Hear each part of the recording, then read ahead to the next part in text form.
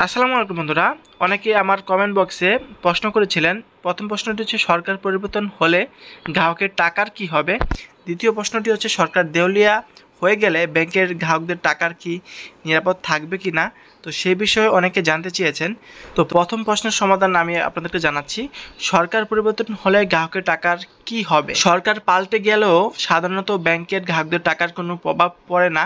Banking ব্যবস্থা সরকারের অধীনস্থ থাকলেও ব্যাংকগুলো আলাদা স্বায়ত্তশাসিত প্রতিষ্ঠান হিসেবে পরিচালিত হয়।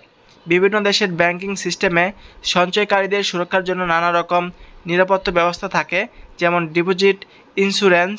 তবে রাজনৈতিক অস্থিরতা বা বড় ধরনের অর্থনৈতিক সংকট হলে ব্যাংকিং কার্যক্রমে কিছুটা প্রভাব পড়তে পারে, কিন্তু সাধারণত গ্রাহকদের টাকা সুরক্ষিত থাকে। বন্ধুরা, এরপর দ্বিতীয় যে প্রশ্নটি হচ্ছে সরকার দেউলিয়া হয়ে গেলে ব্যাংকের গ্রাহকদের টাকা কি নিরাপদ থাকবে।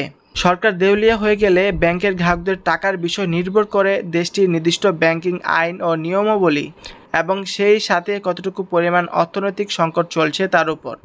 বেশিরভাগ দেশে কিছু ব্যবস্থা থাকে যাতে গ্রাহকদের সঞ্চয় নিরাপদ থাকে, যেমন এক ডিপোজিট ইন্স্যুরেন্স।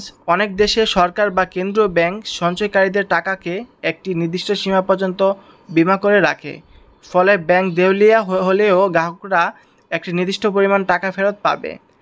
2 নম্বর হচ্ছে কেন্দ্রীয় ব্যাংকের হস্তক্ষেপ।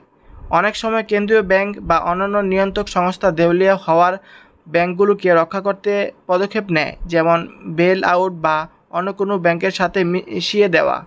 তবে যদি পরিস্থিতি খুবই খারাপ হয় এবং অনেক ব্যাংক একসাথে সমস্যায় পড়ে, তখন কিছু সমস্যার সম্মুখীন হতে পারেন। তাই নির্দিষ্ট দেশের ব্যাংকিং ব্যবস্থার উপর নির্ভর করে পরিস্থিতি পরিবর্তিত হতে পারে।